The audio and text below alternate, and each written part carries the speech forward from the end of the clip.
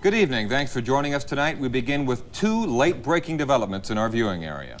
Gulfport police are investigating a shooting which occurred tonight. Sources report the owners of a gold and silver shop on 39th Avenue were shot during a robbery by hooded bandits. Gulfport police would not release any further details. And this just in, authorities in Perkinston are evacuating people from an area no larger than 1 square mile, approximately 2 miles from the Perkinston football stadium. Sources say a mixture of dirt, cement, and toxic chemicals called nitrobenzene, which was being hauled by a truck, spilled on the road. At this point, authorities will not confirm how the accident happened. Bulldozers have been called in to gather the material into a pile, and reportedly, sand will be dumped on the mixture to prevent it from getting wet. Water supposedly will worsen the toxic effect. Many blacks across Mississippi say while a lot of progress has been made since the civil rights struggle, there is still more room for accomplishments. Today in Biloxi, the birthday of the late Dr. Martin Luther King Jr. was honored at the annual coast-wide MLK celebration. Hundreds filled the convention center, some with a feeling that the struggle is still constant for blacks, yet there was also a feeling of progress. Progress expressed through prayer and song about keeping Dr. Martin Luther King's dream of freedom alive. But many Mississippians remember the struggle of the 60s and those who gave their lives for nonviolent change. 85-year-old David Overstreet from Hattiesburg says he met King a couple of times during the civil rights movement. Overstreet says the wounds of hatred and racism are slowly healing now that blacks are fighting back at voting polls. When I first met him in that movement, lots of people that hadn't even been to the poll, they didn't know anything about how to register and go about to be qualified to vote. Young blacks say they too believe King's vision is gaining a clearer focus, particularly through affirmative action laws for the job market. I've worked at different places, and a lot of people will point blank tell me it's because I'm black and female. Many at the gathering applauded the accomplishments of Black Mississippi. Tony Seawright, the first black Miss Mississippi, and Michael Espy, the first black congressman in the state since Reconstruction days. Some say progress, others say not enough progress. But according to Dr. King, all must march until freedom and equality is felt by both blacks and whites. I want you to know tonight that we as a people will get to the promised land.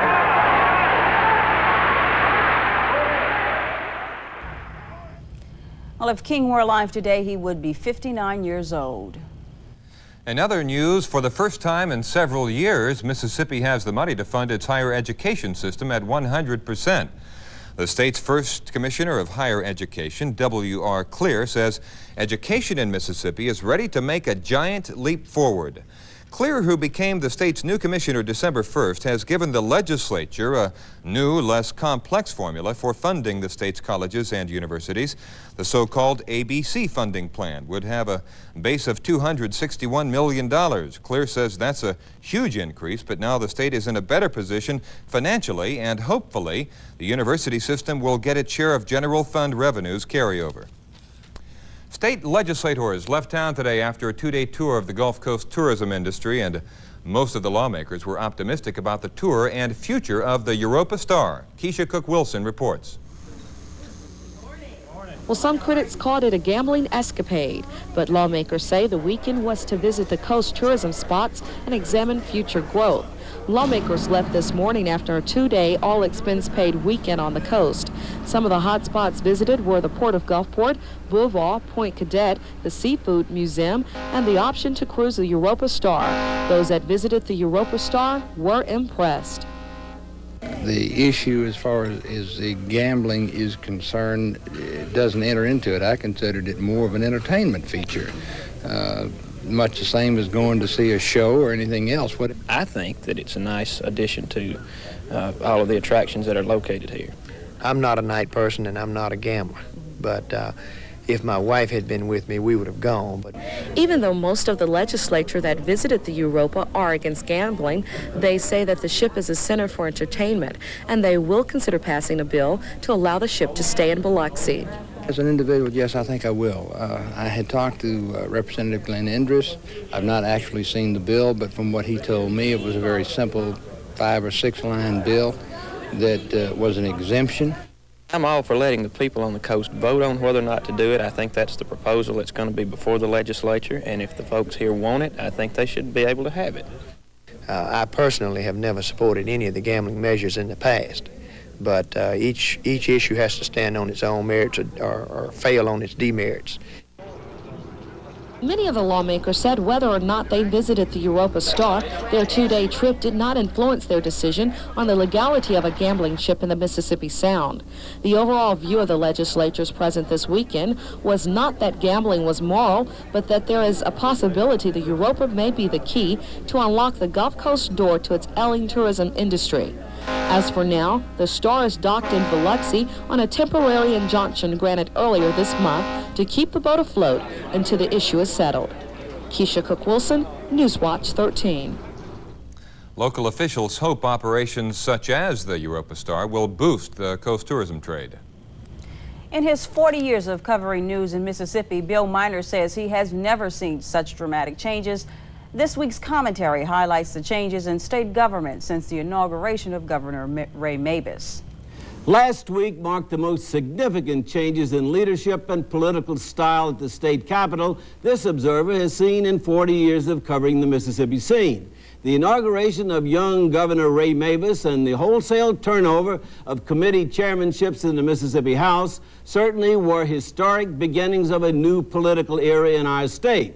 This was evidently the culmination of a strong new desire abroad in the state to change the old ways of running government from the state to the county level. Mabus brings a youthful vigor and optimism that the lives of Mississippians will get better. Certainly, he has raised the expectations of many Mississippians that they won't be last again. Now his challenge is to make that a reality. At the same time, the shakeup of House leadership under new Speaker Tim Ford is of major importance. It spells the end of a plantation-style system that has long dominated the Mississippi House, and it brings to the forefront talented lawmakers who were suppressed under the old system. I'm Bill Miner. And in other news, a one-car accident on Highway 49 has left 2 people in stable condition tonight. Police say 18-year-old Tracy Harrion and 20-year-old William Bond were traveling north on 49 when their car ran off the road and struck a pine tree. The 2 Wiggins residents were taken to a Gulfport hospital and treated for facial and internal injuries. An apparent tornado swept through the North Biloxi area last night. The twister hit a seafood company on Fournier Street. No one was hurt, but Dodie Fournier, who works at the seafood company, says neighbors were awakened by the storm. Yeah, about 2:30 this morning, 3 o'clock this morning, a tornado had come through here. Come off from the west, it swung around and caught the overhang on this building, pulled it off, took the whole complete roof on this packing room right here, in our boiler room, ripped the roof off here, and it had slung it completely on the other side over here, on the other side of the bayou there. It's up along the edge of the beach, the whole complete roof intact. The storm scattered crab traps and boxes around the marsh where the company is located. It also damaged 2 homes and splintered nearly a dozen pine trees. Damage estimates have not been determined, but it's expected to be in the thousands of dollars. Long Beach Public Works Department is attempting to repair what they're calling a major sewer line break. All residents living in or near the Doherty Park subdivision are asked to limit the amount of water they put into the system. The problem is expected to be fixed sometime on Monday. Well, members of Mothers Against Raping Children called for the dismissal of Judge Steve Dale from the Chrissy Foxworth child custody case. About 75 marchers rallied at the governor's mansion after a march from Smith Park. The mothers signed a petition calling for Dale's dismissal. And still to come at this newscast, the fear of violence kept many voters from going to the polls in Haiti today. The White House still has the Nicaraguan Contras on its money wish list. And the battle continues over the annexation of Orange Grove. Ever since I decided to give up my seat in Congress to run for the United States Senate, a lot of people have asked me what my proudest moment was in my 6 years of serving Mississippi and Washington. I'm Wayne Dowdy, and I don't have a single proudest moment. I have a lot of them. You see, I voted many times for our senior citizens and for what they need in order to live, like Social Security and Medicare. I've received the Golden Age Guardian Award for my strong record of votes on behalf of America's senior citizens. Even though I'm young, I voted against the Graham-Rudman Act because it hurt our senior citizens.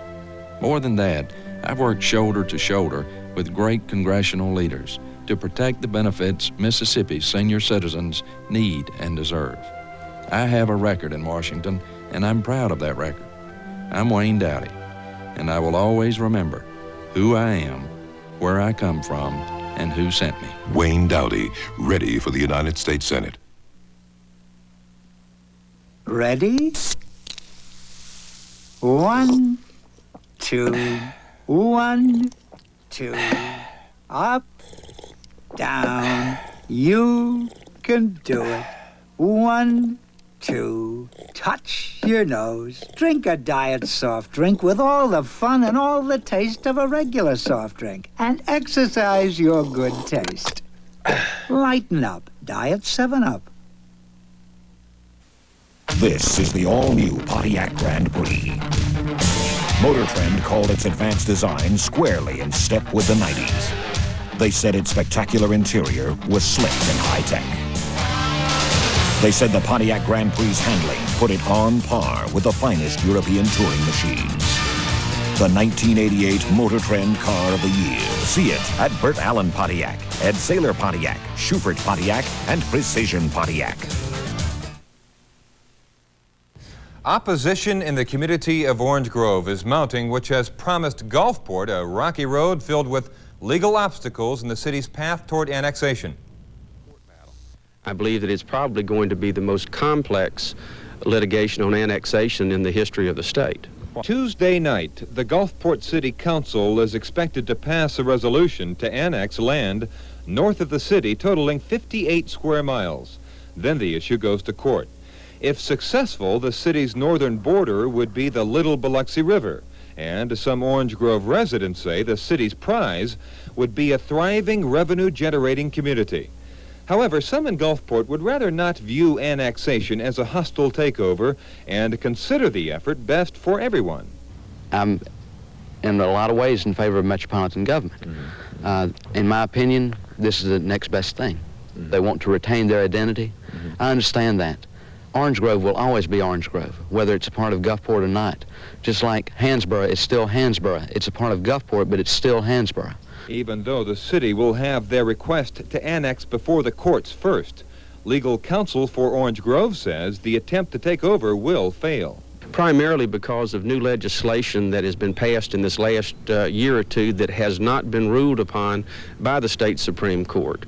The fire district, there's some legislation that requires that the fire district cannot be partially taken over by another fire district without the consent of the commissioners of the fire district, and I don't believe that that will be forthcoming from them. According to Woodfield, the same applies to schools. However, city officials say mixed in with all the legal complications is the basic knowledge of how some view Orange Grove already. We have the sense of community. Even now, you cannot tell when you get out of Gulfport and into Orange Grove or whatever. People think they're in the same city anyway. Some in Orange Grove are against annexation because of a projected tax increase. However, Gulfport says annexation would mean better services for the area. The Committee for the Improvement of Orange Grove will hold a meeting tomorrow night at 7:30 at the Bel-Air School in Orange Grove. In national and international news, the Reagan administration still plans to request more aid for the Contras, despite concessions by the Sandinista government. Yesterday, Nicaraguan President Daniel Ortega lifted a state of emergency and agreed to open direct ceasefire talks with the rebels. A White House spokesman says a formal request for funding the rebels will come after President Reagan's State of the Union address on January 25th. The military government in Haiti held an election today, but reports show that most Haitians stayed home either out of fear of violence or in a conscious boycott of a military-run election. Opposition leaders say that only 5 to 20% of the eligible voters bothered to cast ballots. One man who didn't plan to vote said the winner of the race had already been decided. We don't know who it is, but the Army does, he said. Even the 4 most popular candidates stayed away. Democratic presidential candidate Jesse Jackson is criticizing some of his competitors for suggesting more taxes on Social Security benefits. Speaking on ABC today, Jackson rejected the idea proposed by his opponents Gary Hart and Bruce Babbitt that Social Security benefits should be taxed by 85% or more for high-income recipients. Well, we're not talking taxes, but we are talking a high cost, or should I say low cost, for the wrestling match with the Glow Girls. Yeah, they had the Glow down there tonight. We'll have highlights of that. Also, NFL, we know now who is in the Super Bowl, and I'll have highlights of that. Okay, Dick and Sports when we come back.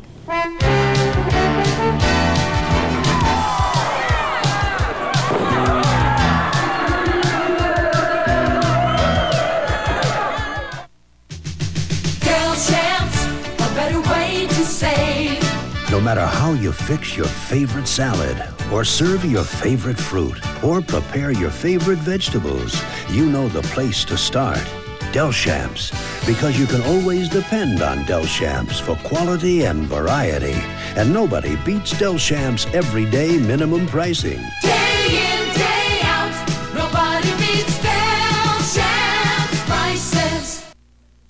Let's explode a myth. The #1 selling midsize car in the U.S. doesn't cost more than something ordinary. In fact, the Ford Taurus costs less than the competition.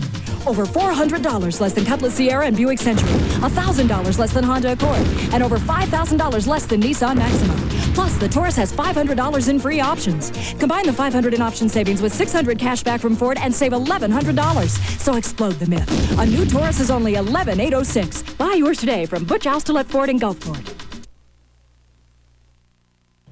Well, the Super Bowl matchup is set. It pits the Washington Redskins against the Denver Broncos. The Skins beat Minnesota today while Denver edged the Cleveland Browns 38-33, picking up the action 31-31. Look at this, John Elway to Sammy Winder. The drive is still alive in the hearts of Denver, as they did it last year. Remember the drive? Well, here Winder goes 20 yards for the score, 38-31. Now, the Browns looked like they were going to tie the score at 38-38, but Ernest Biner fumbles the ball. So far, so this is the second consecutive year the Browns lose to Denver in the championship game. The final score, once again, 38-33, Denver over Cleveland. Unbelievable. And the Browns' opponent will be the Washington Redskins. This afternoon at RFK Stadium, the Skins scalped Minnesota 17-10. The Redskins score first on this 42-yard Doug Williams bomb to veteran Calvin Bryant. Beautiful pass. I'll tell you, Williams done a job since he stepped in. The Vikings' only score came on this pass from quarterback Wade Wilson to Leo Lewis. Beautiful catch. The Skins' defense was tough all day. Here, Mel Kaufman intercepts a Wade Wilson pass, setting up a field goal that put Washington up 10-7. I'll tell you what, the Skins look tough. It's going to be a great Super Bowl. Moments later, Williams connects with Gary Clark for a touchdown. Skins win 17-10, January 31st. The Super Bowl, Washington, Denver, and you can see it right here on WLOX TV. Well, when it comes to high school basketball here on the coast, there is a wealth of talent. You have Chris Jackson from Gulfport, the Twin Towers in Pascagoula, Tony Harvey and Albert Rogers, just to name three. But Moss Point may have the best overall athlete in the state. He's number 11, Laterro Green, a young man who has over the last 11 games averaged 46 points, 14 rebounds, and 10 assists a game. He can play basketball with the best of them. He can hit the three-pointers. He has the ability to do the monster slam and has tremendous quickness that allows him to beat his man and drive to the basket for the layup. But more important than that, he's a great young man who loves people and drives to do the best he can in whatever he's doing. I don't know what to contribute to this, with the exception that he has worked hard. He works hard in the classroom. His mother sees to that, and we look for the good grades and things of this nature. Not only that, he's exempt from his tests, and that'll say something about him.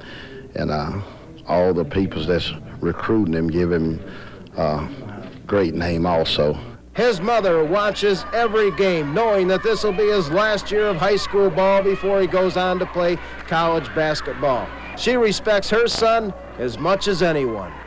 He is a noble young man as far as being manable, considerate, and also as a person, sometimes I have to go to him for advice. Being a mother sounds kind of strange, but I do. And to me, to sum it all up, he is one among young men. Great compliment. Well, tonight at the Mississippi Coast Coliseum, the gorgeous ladies of wrestling took center stage. We took a look at what went on. Approximately 2,500 to 3,000 other people drove through the fog to see the show also. One of the main attractions was the tag team match between Hollywood and Broadway Rose versus Sally and Babe, the farmer's daughters. It was a tough, physical match, full of excitement. And I'll tell you what, not all the fighting went on in the ring. Hollywood, your thoughts on tonight's bout? Excellent. Broadway Rose and I kicked their butts. You could see that. You were out there. We did a good job. You look at my face. I'm not sweating. Pretty physical. Very physical. A lot of swinging boards and trash can throwing and getting Sally in the headlock there. Hollywood, Broadway Rose, Sally, and Babe brought out the best in everyone in attendance. It's really wild out there. Believe it or not, they threw a trash can. I believe you. It hit me on the arm, and another girl you saw went right over the camera, almost hit Tim, and then hit me. So that's entertainment, though. That is entertainment. It's a sport. It's a sport, It was though, exciting right? out there. It really was. Thanks, Dick. When we come back, folks, Mike will tell us about this spooky weather. Stay with us.